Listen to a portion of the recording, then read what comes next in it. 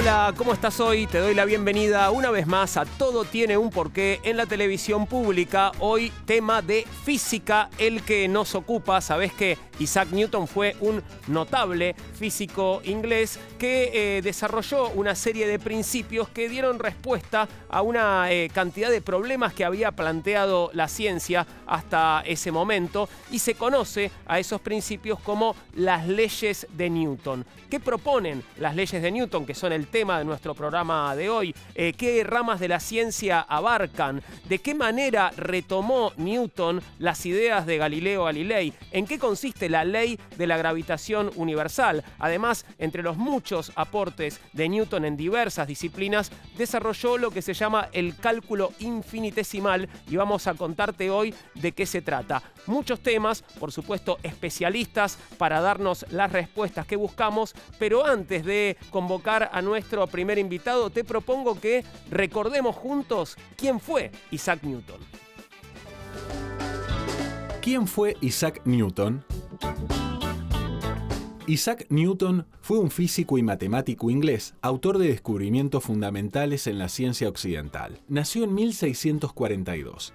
Su padre murió antes de su nacimiento y su madre se hizo cargo de la granja familiar. Cuando tenía 3 años, quedó al cuidado de sus abuelos. Fue educado en colegios de la zona, pero a los 12 años fue enviado a estudiar en una escuela primaria ubicada a 10 kilómetros de su hogar. Recibió alojamiento en la casa de William Clark, un farmacéutico que tenía una de las mejores bibliotecas del lugar. Usando el principio de los relojes de sol, aprendió a calcular no solo la hora, sino también el día del mes y a predecir acontecimientos como los solsticios y los equinoccios. En 1661 ingresó a la Universidad de Cambridge con el propósito de convertirse en profesor. Allí estudió una amplia variedad de temas como alquimia, historia, matemáticas y filosofía natural, un campo que abarcaba los temas que hoy se conocen como ciencias físicas. Cuando Inglaterra fue golpeada por la peste bubónica, la universidad cerró sus puertas y Newton se instaló en la granja familiar. Allí construyó la primera versión funcional de un nuevo instrumento astronómico, el telescopio de reflexión, que usaba un espejo curvo en vez de lentes para enfocar la luz. Desarrolló una nueva y poderosa rama de las matemáticas llamada cálculo, y efectuó el trabajo fundamental de su teoría de la gravitación. En 1687 publicó su gran tratado Principios Matemáticos de Filosofía Natural, en el que reunió los estudios que había hecho durante 20 años en relación a la mecánica terrestre y celeste. Sus méritos van más allá de la formulación de la ley de gravitación universal, una de las piedras angulares de la ciencia moderna. También fue uno de los inventores del cálculo diferencial e integral. Asimismo, estableció las leyes de la mecánica clásica y, partiendo de la ley de gravitación universal, dedujo las leyes de Kepler en forma más general. Newton, además, hizo grandes aportes en óptica, terreno en el que descubrió que se puede descomponer a la luz blanca en todos los colores del arco iris. Esto dio inicio al análisis espectral, base de la astrofísica contemporánea. Los últimos años de su vida los destinó a profundas meditaciones teológicas. Murió el 20 de marzo de 1727 en Cambridge. Isaac Newton está considerado como uno de los científicos más grandes de todos los tiempos. Ahora que ya recordamos algunos detalles sobre la vida y la obra de Isaac Newton, sí es un buen momento para meternos de lleno en nuestro tema de hoy, las leyes de Newton, y para hablar sobre ellas recibimos a nuestro primer invitado. Hoy nos visita Jonathan Pérez. Jonathan es licenciado en Ciencias Físicas, es docente universitario en la Universidad de Buenos Aires y en la Universidad Nacional Arturo Jauretche. Da clases en el Instituto Tecnológico de Buenos Aires y es columnista en la Liga de la Ciencia, aquí en la televisión pública. ¿Cómo estás, Jonathan? Gracias por venir. Juan, ¿cómo estás? Muchas gracias. Muy bien, ¿y vos? Bien, bien. Buenísimo. Bueno, ¿qué son las leyes de Newton para empezar, Jonathan? Bueno, las leyes de Newton son básicamente un conjunto de 3 enunciados que resumen los trabajos que hizo Newton y cómo él pensó en describir los movimientos y vincularlos con las fuerzas, que son las causas de que esos movimientos cambien. Entonces, ¿y cuándo fueron formuladas? Pues son 3, ¿no? Sí, son 3. Bueno, Okay. él formuló sus leyes en el libro que se llama Principios Matemáticos de la Filosofía Natural. que se publicó el 5 de julio de 1687. Eso venía de trabajos previos, pero en ese momento él publicó su teoría donde incluía esas 3 leyes de Newton, como hoy las conocemos. Es el libro que se conoce popularmente como Principia, ¿no? Principia, exactamente. Los principios de Newton. ¿Y por qué se considera este libro algo así como el puntapié o un punto clave en el comienzo de la revolución científica? Bueno, lo que sucede es que en este libro, básicamente, Newton lo hizo en este libro, pero fue uno de los grandes avances de Newton. Lo que hizo fue, de alguna manera, lograr recopilar diferentes teorías, elementos que había dando vueltas, y armó una teoría completa, más cerrada, que pudiera explicar a la vez un montón de cosas diferentes, con una teoría relativamente sencilla. Como decíamos antes, él trabajó en tema de la gravedad, en tema de cómo las fuerzas afectan los movimientos, entre otras muchas cosas. Entonces, de alguna manera, es como la piedra fundacional de lo que conocemos como la física, de la mecánica, de la vida cotidiana que hoy conocemos. Es algo así como quien sistematiza, digamos. Tal cual. O sea, lo que logró fue sistematizar. No es que toda su ciudad nació de un repollo, ¿no? Está esta idea, esta especie de mito como de que se sentó bajo un árbol, le cayó una manzana y se le ocurrió la gravedad. Esto no fue así. O sea, había algunas ideas previas, unas cuantas ideas previas, teorías. Él lo que logró fue darle un corpus, cerrarlo, armar una teoría entera. Hablabas de la dinámica. Desde el punto de vista de la física, ¿qué es la dinámica, Jonathan? Bueno, cuando uno quiere, en la mecánica, digamos, en el describir qué le pasa a los objetos en la vida cotidiana, cuando uno quiere describir cómo se mueve, uno tiene como 2 aspectos a mirar. Uno es cómo efectivamente se mueve, lo que uno suele llamar cinemática. Y el otro es la dinámica. La dinámica es decir, bueno, ¿por qué algo se va a mover o va a cambiar cómo se mueve de la forma en que lo hace? Eso tiene que ver con las fuerzas. Y eso es lo que uno suele llamar dinámica. Dinámica consiste en entender qué fuerzas afectan a un objeto para entender cómo ese objeto va a cambiar su movimiento. Te iba a preguntar en qué sistemas pueden aplicarse las leyes de Newton, pero antes podrías nombrarlas, aunque sea ponerles un título a estas 3 leyes, Tal ¿no? cual, sí, son como uno las conoce, como uno que se estudia en secundario. Son 3, se resumen 3. La primera es la ley de inercia, que básicamente dice que un objeto que se viene moviendo de una manera, más allá de cómo haya llegado a esa situación, va a seguir moviéndose siempre igual, salvo que una afecte a la fuerza, que una fuerza la afecte, perdón. La segunda ley, básicamente, es lo que se llama como ley de masa, o ley de lo que uno conoce como sumatoria de fuerzas igual a masa por aceleración, que vincula las fuerzas que un objeto siente con la masa del objeto y cómo cambia su velocidad, cómo se acelera. Y la tercera, la que se le conoce como ley de acción y reacción o par de interacción, que tiene que ver más con una cuestión que uno no mira mucho en las cuentas cuando después piensa en los problemas, pero que tiene que ver con que las fuerzas en las naturalezas vienen de a pares, porque las fuerzas se hacen entre objetos, y los 2 objetos que participan de la fuerza sienten el efecto de dicha fuerza. ¿Hay una suerte de compensación ahí? Sí, sí, se lo puede pensar como una compensación, pero es más bien como que si hay 2 objetos que interactúan, los 2 sienten una fuerza que es igual y opuesta. Por eso se da una compensación. Perfecto. Un cuerpo la siente por un lado y el otro cuerpo se la siente para el otro. Ahora sí, ahora que me titulaste, digamos, las leyes de Newton, ¿en qué sistemas podemos aplicarlas? Bueno, uno suele decir que son los que llaman sistemas inerciales. Bien. Básicamente lo que sucede es lo siguiente. ¿Qué es un sistema inercial? Sí, ¿qué es un sistema inercial? Tal cual. Primero que es un sistema. Uno cuando habla de sistema se refiere a sistema de referencia. Uno está hablando desde dónde el observador, que puede ser una persona de verdad o puede ser la idea de uno observando un movimiento, desde dónde está parado. Un punto de vista. Un punto de vista, una especie de perspectiva. Como si fuera en una película donde está la cámara, cómo se miran las cosas. ¿Qué es lo que sucede? El que mira puede estar moviéndose. Claro. Y no solo el que mira puede estar moviéndose, sino que el que mira puede estar acelerándose, puede estar cambiando su movimiento. Entonces uno vería cosas diferentes en esos casos. Entonces, la ley de Newton, en particular la segunda ley, lo que dice es: esta ley vale siempre y cuando la persona que está observando o el sistema de observación no esté acelerado. Bien. Porque si esa persona está acelerada o ese sistema está acelerado, aparecería una especie de pseudofuerza que es contradictoria con la ley de Newton.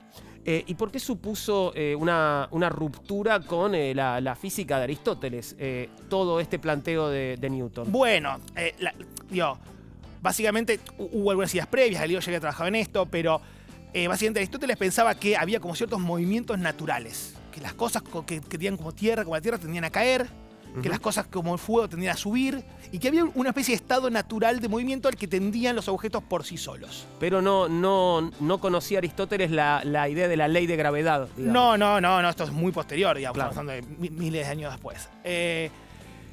Entonces, básicamente antes había la idea del ímpetu, como que había unas teorías, porque no es que la humanidad no había pensado cosas claro. Antes de Newton, digamos, esto también me parece importante remarcarlo, digamos, hay como cierto sentido intuitivo y natural de la construcción del movimiento, Y de hecho muchas de las cosas que pensaba Aristóteles y que pensaron muchos científicos antes que Newton son las cosas que uno quizá pensaría en la vida cotidiana. Por ejemplo, que las cosas tienden a quedarse quietas.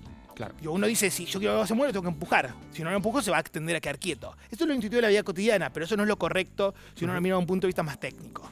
Bien. Entonces, básicamente, la idea de Newton fue decir, no, las cosas no es que tienen un movimiento natural, que vayan a tender por sí solas a un tipo de movimiento, no es que quieren ir hacia un lugar, que quieren caer o que quieren subir por su esencia, sino que lo que hay es la inercia. Los objetos van a querer seguir moviéndose como se venían moviendo, salvo que haya alguna fuerza que los afecte. Y acá es cuando se combina con la otra gran teoría de Newton, que fue la gravedad, y que explicaba por qué las cosas tienden a caer. Ahora, hablabas de Galileo, de qué manera Newton retoma las ideas de Galileo y qué ideas son las que retoma. Bueno, esta inercia de que los objetos tienden a seguir moviéndose en velocidad fija, es algo que no las afecte. De nuevo, no es que Newton sacó las ideas de un repollo, ¿no? O sea, él reformuló y logró darle forma y ese es su gran mérito, que no es menor, pero es su gran mérito.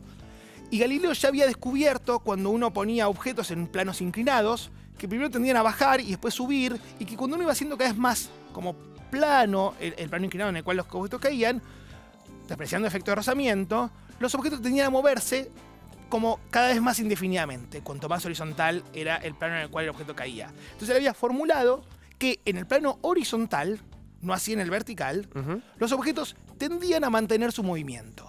Que esto era una cuestión como natural, que había que hacerles algún efecto para afectar ese movimiento horizontal. ¿Qué es lo que pasa? Galileo decía, bueno, eso en el eje vertical no pasa. ¿Por qué? Porque las cosas tienden a caer. Entonces claro, yo tiro algo para arriba, no va a seguir subiendo para arriba. Lo que le faltaba a Galileo era combinarlo con la idea de la gravedad. Claro. Que es lo que termina siendo Newton. Newton, de alguna manera, generaliza, dice, bueno, por un lado está la inercia como un principio más fundamental, no es solo una cuestión especial de los movimientos horizontales, sino que hay un principio de inercia que vale en cualquier dirección, y por otro lado tenemos la gravedad, que explica por qué las cosas se atraen con la Tierra. Volvamos sobre esa segunda ley y contame, bueno, en qué sistemas, en qué situaciones puede aplicarse. La ley de gravedad, la gravedad siguiente lo que dice es que los objetos se atraen, los objetos que tienen masa se atraen, y entonces cuando uno está cerca de la Tierra, en realidad pasa con todos los objetos, lo que pasa es que cuanto más masa tienen los objetos, más se atraen. Claro. Entonces nosotros cerca de la Tierra sentimos la atracción de la gravedad con la Tierra porque es el objeto más macizo y más grande que tenemos cerca. Recordame la tercera. La tercera es lo que se llama par de interacción o par de acción-reacción. Cambia levemente el nombre. Tenemos que pensar que, digamos, Newton no lo escribió como hoy lo contamos en las escuelas, digamos, ¿no? Claro. O sea, pero digamos, lleva el nombre de par de interacción o par de acción-reacción. Y en la vida cotidiana, ¿cómo podemos ver esta tercera ley en práctica? Es algo, digamos, que uno nota mucho más de lo que uno piensa, digamos. Cuando uno dice yo empujo algo, por ejemplo, y uno dice yo siento que lo empujo. Sí. En realidad, el objeto empujado es el otro, no es uno mismo. Entonces, ¿cómo es que uno siente que empuja algo? ¿Cómo es que uno siente que sostiene algo? Bueno, porque en realidad cuando uno sostiene algo, cuando uno agarra algo, cuando uno empuja algo, hay dos fuerzas. Una es la que siente el objeto con el que uno interactúa y una es la que siente la mano de uno. Entonces, ahí uno una está sintiendo resistencia del objeto a ser movido. Yo empujo el objeto más allá de que el objeto después se pueda mover o no, puede estar enganchado, puede estar suelto. Cuando yo empujo el objeto siente una fuerza y se acelera. Ahora, mi mano también siente una fuerza, que no es la misma estrictamente, porque es para el otro lado. Claro. Lo mismo pasa, por ejemplo, si uno quiere decir, por ejemplo, yo quiero empujar una pared. ¿Qué pasa si uno va y empuja una pared? Uno se mueve para atrás. Claro. Ahora, uno dice, pero yo empujé la pared para adelante. ¿De dónde salió lo que yo siento para atrás? Bueno, porque cuando uno empuja una pared para adelante, hay un par de interacción, hay dos fuerzas simultáneas. Una es la que siente la pared hacia un lado y otra es la que siente la mano de uno hacia el otro lado. Claro. Ahora, las leyes de Newton, entiendo, tienen limitaciones, ¿no? Porque si no, la ciencia se habría terminado en Newton. Tal cual. Newton, digamos, formuló un montón de cimientos para lo que de la ciencia y la física en particular que se conoce, pero hay que tener en cuenta que siempre toda la ciencia, digamos, básicamente parte de la empiria, de la experiencia. De hecho, buena parte de los experimentos que hubo ante Newton justificaron que él pudiera formular, tuviera datos, tuviera experiencias previas. Ahora, ¿qué sucede? Las leyes de Newton, que tienen un amplísimo rango de validez, o sea, sirven para explicar un montón de cosas de la vida cotidiana, dejan de valer cuando los objetos que están interactuando, que uno quiere escribir, o son muy pequeños o se mueven muy rápido. Y cuando son muy pequeños o muy rápido, son cosas que uno no puede observar en la vida cotidiana. Por eso Newton no tenía ni manera de darse cuenta. Sin embargo, hoy en día, a medida que fue avanzando la técnica, se empezó a descubrir estos efectos que son básicamente la cuántica y la relatividad. Ok, y ahí Newton no juega. Ahí Newton no juega más, hay que reformular, digo, hay leyes equivalentes, hay adaptaciones. Sin embargo, lo importante es que en la vida cotidiana, cuando uno quiere resolver problemas, incluso digo, en ingeniería y demás, muchas veces se usan las leyes, digo, casi siempre, no muchas veces, se usan leyes de Newton, incluso hoy, sabiendo que no son del todo correctas, Claro. porque pese a que no son del todo correctas, son muy buenas y escriben muy bien lo que pasa en la vida cotidiana. Ahora, seguramente Newton tuvo que desarrollar elementos matemáticos, ¿no? Para poder justamente formular estas leyes. Como decíamos, uno hoy digo, habla 100 años después de Newton y hace una interpretación con el lenguaje de hoy en día. No había el lenguaje de la matemática que hay hoy en día. Y él lo que tuvo que hacer cuando quería escribir los movimientos de las órbitas de los planetas era como hacer como muchas cuentas de cosas pequeñas e ir como acumulando efectos de muchas cuentas pequeñas. Una idea que hoy se conoce como el cálculo integral, pero en ese momento no estaba desarrollado. Y uno de los grandes méritos, por más que Newton haya pasado la historia como un físico, es haber desarrollado, haber hecho una teoría de cálculo infinitesimal. Bien, sobre eso voy a tener una pequeña conversación y te pido que me esperes, Jonathan, dale. porque estamos en contacto con Laura Pezzati. Laura es licenciada en Ciencias Matemáticas y doctora de la Universidad de Buenos Aires y vamos a hablar justamente sobre Newton, Leibniz y el cálculo infinitesimal. ¿Estás ahí, Laura? Hola, ¿cómo te va? Hola, ¿cómo estás, Juan? Muy bien, ¿y vos? Bien. Bueno, contame primero, ¿qué es el cálculo diferencial, Laura? Bueno, para fijar ideas, digamos, porque todos sabemos cálculo, digamos, el cálculo se dedica a estudiar las funciones, ¿sí? Que seguramente a todos les suenan del secundario, la lineal, la cuadrática, y como vos decís, el cálculo diferencial se dedica a estudiar los cambios continuos que sufren las cosas. Para fijar ideas, digamos, uno en matemática tiene como lo discreto versus lo continuo. Lo discreto sería como subir por escalera y lo continuo sería como subir en una rampa. Bien. ¿Sí? Entonces, bueno, el cálculo diferencial estudia los cambios que sufren ciertas cosas, por ejemplo, la posición de un objeto en función del tiempo, eso se mueve continuamente, digamos. Entonces, eso es lo que estudia el cálculo diferencial, que el principal concepto, digamos, del cálculo diferencial es el de derivada, ¿sí? Que también eso, en teoría, se ve en los colegios secundarios. Contame qué es una derivada por las dudas, ¿no? Para refrescar este conocimiento también. Yo digo que uno en la calle pregunta qué es la derivada y todos sabemos qué es la derivada. La noción intuitiva de la derivada es la velocidad instantánea que está teniendo ese objeto en ese momento.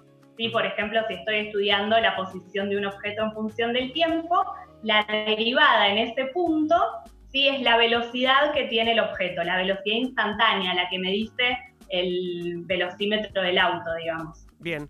¿Y cuál es la relevancia del cálculo diferencial, Laura? ¿Cuál dirías? Bueno, una de las principales, digamos, relevancias del cálculo en general, digamos, es que es muy aplicable a todas las áreas, ¿no? Porque nosotros en medicina podemos estudiar el cambio de la cantidad de sustancia en función del tiempo en nuestro organismo o de un medicamento. En economía podemos estudiar cómo cambia el precio de una acción en función del tiempo. Bueno, en física todo lo que ya ha contado Jonathan. Y entonces como que es muy aplicable a otras áreas del conocimiento, ¿sí? Porque, y además el mundo está cambiando, digamos, entonces es como, y es un cambio continuo en general, entonces, bueno, se puede aplicar para describir muchas cosas de la realidad. Veníamos hablándolo con Jonathan, pero ¿por qué dirías, Laura, que se considera a Newton uno de los padres del cálculo? Bueno, lo que hizo Newton, digamos, como venían hablando, es sistematizar. Había ideas previas, obviamente, como estaban mencionando, pero lo que hace es sintetizar dos conceptos claves, que uno es el de derivada, que es el que comentamos, y el otro es el de integral, que son procesos inversos uno del otro, y también da herramientas para poder manipular estos dos conceptos, ¿sí? Herramientas de cómo calcular estas cosas, cómo manipular estos objetos, ¿sí? Para los que les suene, da por ejemplo la regla de cómo derivar una multiplicación de funciones. Y además, digamos, algo que me parece como muy clave de la matemática es que mira como un montón de problemas ve como el sustento o la parte común o los patrones que tienen esos problemas y formaliza ese objeto. Así que esa es la magia de la matemática, digamos. Nosotros estudiamos los objetos abstractos, después el médico hará su interpretación, el economista hará su interpretación, el físico hará su interpretación, pero nosotros estudiamos como todo en uno, sin saber de nada en particular. Después, obviamente, para eso están los especialistas de cada área que traducen a su contexto estos resultados. Tuvo una fuerte polémica con Leibniz, Newton en su momento. ¿A qué se debe? ¿En qué consistió, Laura? Bueno, ahí esto es la vida misma, digamos, el ego de las personas. La discusión, digamos, es quién fue el primero, el que inventó el cálculo. Porque, ¿qué pasó? Leibniz, si bien empieza a investigar estas cosas un poquito después que Newton, lo publica antes. ¿Sí? Newton se comenta, digamos, como que tenía miedo porque usaba unas cosas un poco turbias para la época. Entonces, como que tenía miedo de publicarlo y se lo había compartido a algunos colegas nada más. Entonces, Newton lo acusó de plagio a Leibniz cuando Leibniz publica antes, digamos, sus descubrimientos. Y bueno, ahí hubo toda una controversia. De hecho, hay una frase que decía Newton de que los segundos inventores no tienen derechos, o sea, estaba muy indignado con Leibniz. Pero en realidad después, estudiando bien cómo habían escrito los dos sus propios descubrimientos, la verdad es que no hubo plagio, digamos.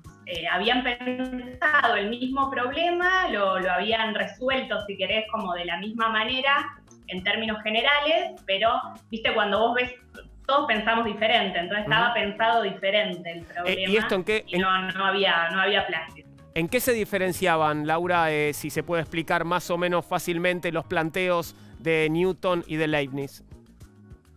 Bueno, en realidad, digamos, no es que había incompatibilidad en las cosas que planteaban, sino que eran compatibles, en este sentido, digamos, resolvían el problema de la misma manera, pero, por ejemplo, nosotros antes dijimos, tenemos el cálculo diferencial que viene de la mano del cálculo integral, ¿no? Que dijimos que eran como procesos inversos. Bueno, Leibniz lo empezó a pensar más desde la parte del cálculo integral y Newton más desde la parte del cálculo diferencial. Entonces ahí, digamos, hay como una diferencia. Y otra diferencia que sigue estando hoy en día, digamos, es que Leibniz fue muy cuidadoso con los formalismos, ¿sí? Con la precisión matemática, con qué notación elegía para mencionar las cosas, ¿sí? Cómo escribimos las cosas es bastante importante en matemáticas. Y Newton fue más, digamos, más físico pensando matemática, digamos, como que pensamos un poco diferentes y escribimos un poco diferentes los físicos de los matemáticos, por decirlo en rasgos generales, ¿no? Y por último, Laura, ¿cuál es el consenso actual con respecto al desarrollo del cálculo? Respecto al inventor, los padres son los dos, Newton y Leibniz, y claro, no nos peleamos con ninguno de los dos. Y sí, digamos, después, como comentaba Jonathan, el cálculo evolucionó mucho en el siglo XIX, digamos, formalmente, digamos, como que Newton y Leibniz usaron cosas que se conocen como infinitesimales o fluxiones, que eso era como, no se terminaba no les gustaba a los más formales, digamos. Y después en el siglo XIX, con se formaliza todo el tema del cálculo con el concepto de límite, que es esto de, bueno, yo, por ejemplo, no puedo dividir por 0, ¿sí? Pero sí me puedo acercar tanto como yo quiera al 0, ¿sí? Sería ese el concepto de límite. Y bueno, esto de la mano de Cauchy, de Riemann, de Weierstrass, en el siglo XIX, ahí toma como un carácter más formal, digamos, el cálculo en general. Sí, esto permitió desarrollar también otras ramas de la matemática. Laura, muchas gracias por este rato que compartiste con nosotros. Seguramente volveremos a hablar. Gracias a ustedes. Un beso, Chao. Gracias. Hasta luego, Laura. Vamos a dejar solo por un momento la física y la matemática a un lado para responder una pregunta, si es que podemos, una pregunta que nos hace un amigo, un cocinero muy querido que tiene una duda con respecto a una forma literaria. ¿Qué querés saber, Donato? Hola a todo el mundo, hola Juan, en TV Pública, ¿cómo estás? Soy Donato De Santis y tenemos una pregunta muy importante para hacerte, a ver si podés contestar algo que nos está volviendo loco porque no tenemos información alguna. Por esto que te preguntamos a ti si sabes qué es un haiku. Un haiku. Bueno, claro que sí, voy a intentar responderte, Donato. Bueno, también a Jonathan, que tiene la misma duda que vos, y te mando un abrazo grande por otro lado. Donato, un haiku es un tipo de poema de origen japonés que se escribe en 3 versos sin rima. Tiene una forma muy estricta. El primer verso tiene 5 sílabas, el segundo tiene 7 y el último nuevamente 5. Los haikus tradicionales nos hablan de la naturaleza o de la vida cotidiana y transmiten la impresión de contemplación. Un ejemplo de haiku es el que escribió en el siglo XVII el maestro japonés Basho. Dice así: este camino ya nadie lo recorre salvo el crepúsculo. Contemplación. Por ahí viene la cosa. Hacemos una pequeña pausa antes. Te recuerdo que podés mandarnos un mail a porqué@mandarinatv.com. En Facebook nos encontrás como Todo Tiene un Porqué. En Instagram y Twitter @porqué_tv. Tema de física, el que nos ocupa hoy. Estamos hablando de las leyes de Newton y seguiremos haciéndolo después de la pausa.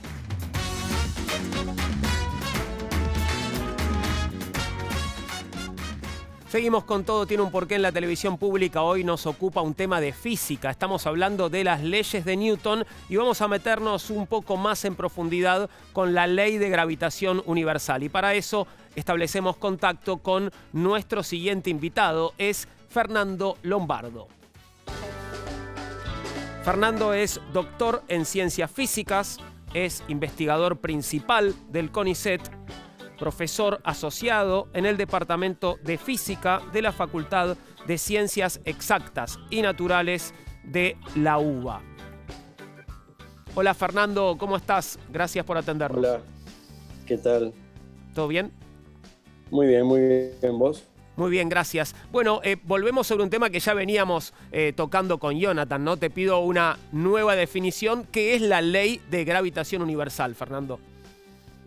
Bueno, básicamente podríamos decir que la ley de gravitación de Newton lo que establece es o intenta describir cuál es la interacción entre los cuerpos con masa. O sea, al igual que por ahí estamos más acostumbrados a pensar en qué le pasa a las cargas eléctricas, a 2 cargas cuando se acercan, si se repelen o se atraen, la ley de gravitación universal hace lo propio con los cuerpos que tienen masa. O sea, establece cuál es la interacción desde el punto de vista gravitacional entre los cuerpos con masa. ¿Y qué es lo que se llama constante G? Bueno, en la formulación de la ley de gravitación, uno puede decir que la fuerza de atracción gravitacional es proporcional al producto de las masas de los cuerpos que intervienen. Digamos, suponete que tenés 2 masas, 2 cuerpos, esos 2 cuerpos sienten una fuerza que es proporcional al producto de sus masas dividido la distancia al cuadrado que las separa entre ellas. Y la constante de proporcionalidad es una constante universal que se llama la constante de gravitación de Newton, G, conocida como la letra G mayúscula, que es justamente la que da esa proporcionalidad entre la fuerza que uno mide y el producto de las masas dividido la distancia al cuadrado que las separa. Decilo de vuelta porque es una ecuación, bueno, que te la sabes de memoria y mucha gente también, pero bueno, así la podemos grabar. ¿Cómo es? La fuerza F que siente una masa por culpa de que hay otra masa a distancia D es igual a G, que es una constante universal, por el producto de las masas. Suponete que una masa M chiquita por una masa M mayúscula, dividido la distancia al cuadrado que separa esas 2 masas. Ahí está la fórmula en pantalla. Espectacular. ¿Y cuándo publica esta ley de la gravitación universal Newton, Fernando? Claro, también, como decía Jonathan, la formulación, lo formal de esta ley está escrito en los Principia, en 1684, 1687. Ahí aparece. Bueno, obviamente esta ley tiene que ver con una de las anécdotas tal vez más famosas de la historia de la ciencia, que puede tener mucho de mito, mucho de realidad. Vamos a conocer un poco esa historia, la historia de Isaac Newton y la manzana, y seguimos conversando. En el invierno europeo de 1664, cuando Isaac Newton estaba por cumplir 22 años, se desató en Londres uno de los primeros casos de la Gran Plaga, como se llamó a la peste bubónica. En muy poco tiempo, hacia la primavera de 1665, la enfermedad ya estaba completamente fuera de control, al punto de que había matado a 1/5 de la población de la ciudad. Se trataba de uno de los rebrotes de esta epidemia que había arrasado Europa a mediados del siglo XIV. La situación obligó a que se tomaran medidas drásticas. Así, la Universidad de Cambridge, de la que Newton acababa de graduarse, decidió cerrar sus puertas. Buscando escapar de la peste, el joven físico viajó a la granja familiar donde permaneció 1 año y medio. En este lugar fue donde se originó la leyenda de la manzana, posiblemente una de las más populares en la historia de la ciencia. Esta sostiene que Newton se encontraba debajo de un árbol cuando un fruto cayó y le dio la idea de la ley de gravitación universal. La anécdota de la manzana apareció por primera vez en la segunda edición del libro de Voltaire, Elementos de la filosofía de Newton, de 1741. No se sabe por qué, pero la historia no fue incluida en la primera edición de 1738.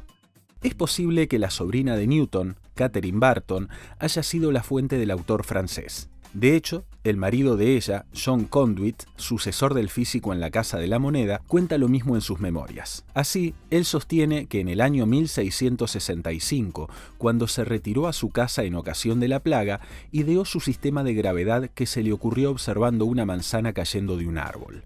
La historia vuelve a aparecer en una biografía que en 1752 escribió William Stukeley, un amigo del científico. Durante siglos, el texto estuvo catalogado como material clasificado en los archivos de la Royal Society de Londres, por lo que permaneció oculto hasta 2010, cuando se cumplieron 350 años de la institución. En la obra puede leerse: tras la cena con clima agradable, salimos al jardín él y yo a tomar el té a la sombra de unos manzanos. En la conversación me dijo que estaba en la misma situación que cuando le vino a la mente por primera vez la idea de la gravitación. La originó la caída de una manzana, mientras estaba sentado reflexionando. La famosa historia, que parecía ser un mito, podría ser cierta. Podría ser cierta, pero lo que sí es cierto es que esta ley de la gravitación universal resultó revolucionaria. ¿Por qué fue tan revolucionaria, Fernando? Claro, fue revolucionaria primero porque puso en pie una teoría desde el punto de vista formal. O sea, había una ecuación matemática que podía describir algo que, por ejemplo, gente anterior, digamos, observando con telescopios, sabían cosas de órbitas, por ejemplo, de planetas, sabían muchas cosas, las leyes de Kepler ya existían, pero la formalización desde el punto de vista matemático de la teoría es fundamental, porque eso pasa a tener poder predictivo, o sea, no solo explicar lo que uno observa, sino también predecir lo que va a pasar en algún momento. Entonces, desde ese punto de vista, es la primera vez que alguien, un físico en particular, pone escrito, bajo un lenguaje totalmente abstracto pero sólido, una descripción prolija de todos los eventos naturales que querían explicar los físicos de esa época. Entonces creo que desde ese punto de vista es fundamental el rol de Newton en establecer la ley de gravitación, porque no solo demuestra cuantitativamente desde el punto de vista matemático las leyes de Kepler, que explicaban, por ejemplo, las órbitas de los planetas y que la velocidad de los planetas no era constante, sino que estaban acelerados, etcétera, etcétera, sino que también da una herramienta a futuras observaciones para poder explicar lo que pasaba. Me hablabas de Kepler. ¿Cuáles son esas leyes de Kepler que de alguna manera, bueno, termina probando con esta ecuación Newton? Claro, Kepler era un observador del cielo gigante, digamos, que estableció 3 leyes desde el punto de vista empírico, que establecían, uno, que las órbitas de los planetas eran elípticas y no circulares, por ejemplo, y que, por ejemplo, una órbita de un planeta alrededor del Sol es una elipse, con el Sol en uno de los focos de la elipse. Después, la segunda ley básicamente lo que dice es que la velocidad de los planetas no es constante en esas órbitas, sino que está acelerada. Y la tercera ley, que también fue puramente empírica y no tenía una fórmula matemática, y fue Newton el que dio la fórmula matemática de la tercera ley, establece que básicamente la distancia al cubo, la distancia entre el planeta y el Sol, es proporcional al periodo que el planeta tarda en orbitar alrededor del Sol. Entonces, si bien las leyes de Kepler eran conocidas y ajustaban con las mediciones de los astrónomos de la época, no tenían una formalización ni una demostración, sino que estaban basadas puramente en el experimento, en la observación astronómica de lo que podían ver en ese momento. Estamos hablando del año 1600, 1700. Entonces, el aporte de Newton fue fundamental para darle soporte teórico, analítico, digamos, a las leyes de Kepler. Mencionaste también a Galileo Galilei. ¿Qué hizo Newton con los desarrollos que había logrado Galileo?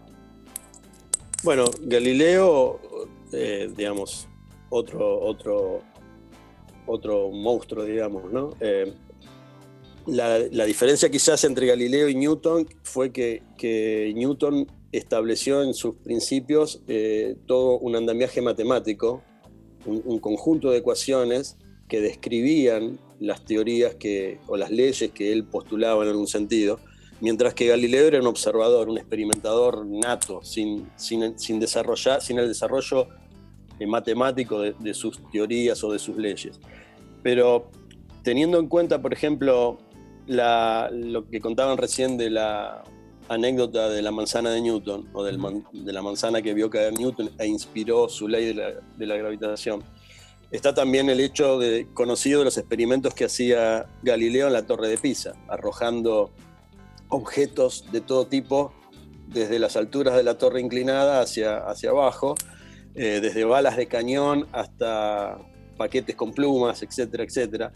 Y lo que él estableció básicamente era que todos los cuerpos caen de la misma manera, independientemente del tamaño, de la forma, del contenido de materia que tuviesen. En particular, lo que él termina demostrando es que la aceleración de los cuerpos en caída es la misma y que o sea, que llegan al suelo en el mismo momento, digamos. Uh-huh. Eso también está contenido en las leyes de Newton, a posteriori, pero podríamos decir que como que Newton rescata la idea o los experimentos de Galileo de tiempo atrás a Newton, ¿no?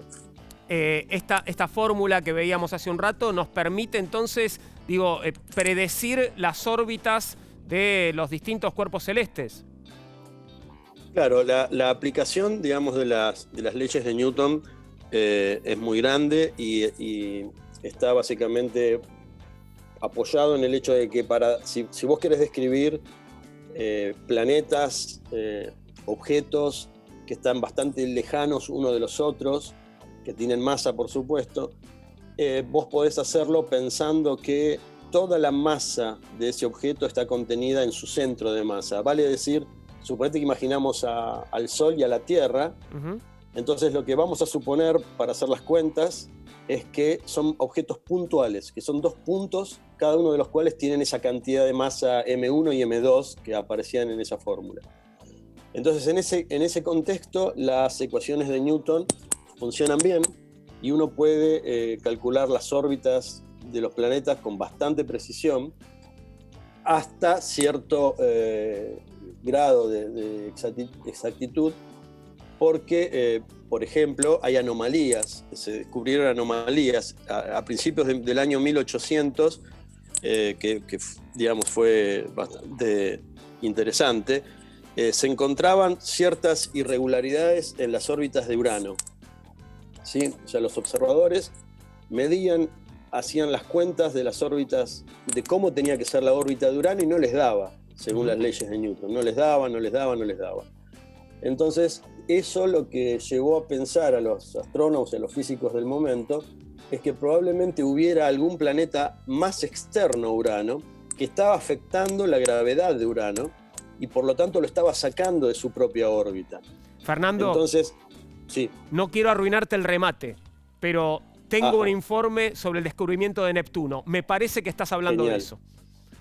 Iba hacia eso, exactamente. Iba hacia eso. ¿Te parece que lo vemos? Sí que, dale, lo vemos y después hablamos. Dale, por favor, vemos entonces el descubrimiento de Neptuno y qué tuvo que ver con los estudios de Isaac Newton.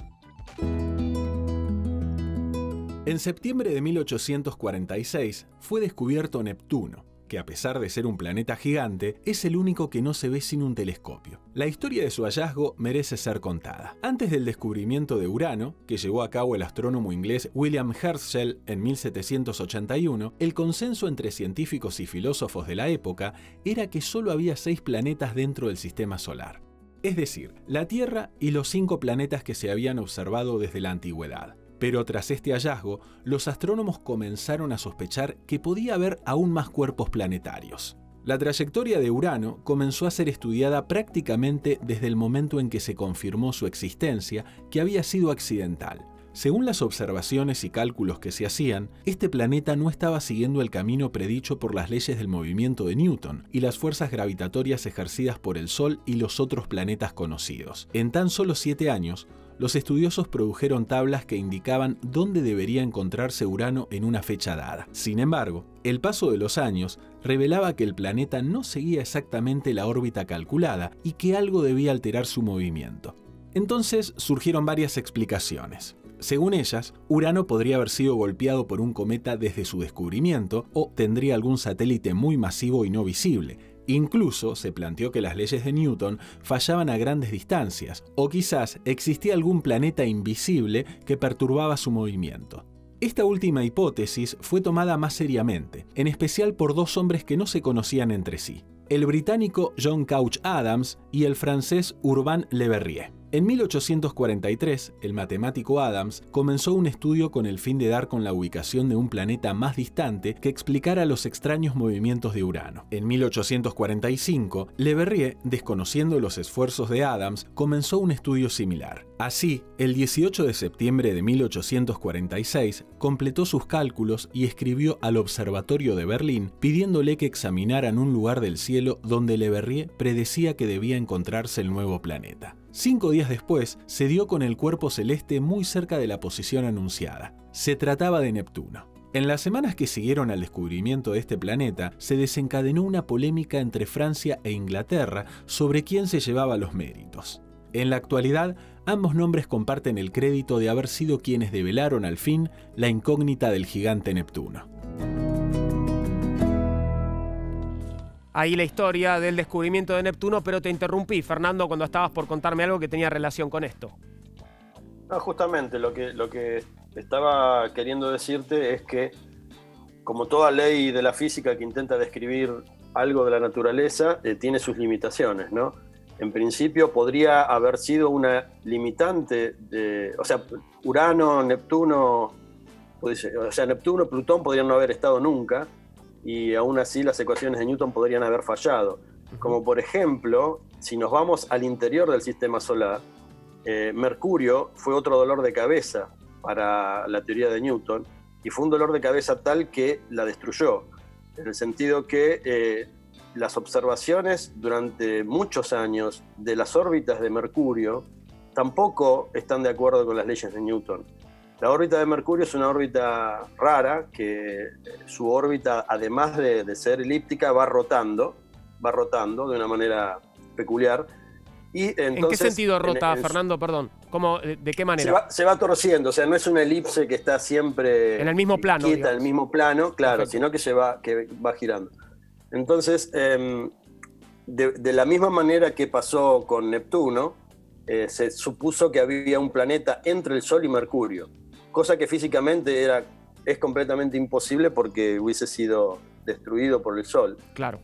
Y hubo que esperar a la relatividad general de 1915 a 1919 para descubrir que el problema era debido a la relatividad general, a una cosa que se llama, es un efecto relativista que no tiene nada que ver con las leyes de Newton. O sea, las leyes de Newton no pueden explicar qué le pasa a Mercurio o qué le pasaba a Mercurio. Entonces, por eso te decía que es muy interesante la historia de las órbitas de los planetas en las órbitas muy internas, como en la de Mercurio, falló la ley de Newton, y las órbitas muy externas funcionó porque permitió descubrir 2 planetas más. Lo cual no es para nada trivial, ¿no? Porque eso es una predicción que es muy fuerte, que luego, dada una ecuación matemática, vos decís, no, me parece, ¿no será que hay algo más que no lo vimos? Y al tiempo lo ves. Entonces, eso es muy importante en la física y en la astronomía también. Fernando, muchas gracias por este rato que compartiste con nosotros. Seguro volveremos a estar en contacto este año. Dale, sin duda.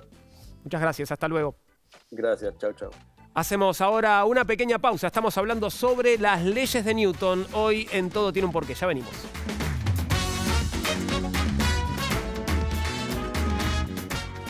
Llegamos al final por hoy, se nos acabó el tiempo. Esperamos que hayas disfrutado de nuestro programa sobre las leyes de Newton y que te haya resultado de utilidad. Jonathan, muchas gracias por haber estado con nosotros. No, gracias a ustedes. Bueno, volvemos a encontrarnos y a verte además en la Liga de la Ciencia. Sí. Gracias, Jonathan. Y a vos te decimos que te esperamos en nuestro próximo programa, cuando volveremos a hacernos más preguntas, buscaremos más respuestas, pero sobre otros temas, porque todo tiene un porqué. Muchas gracias, chau.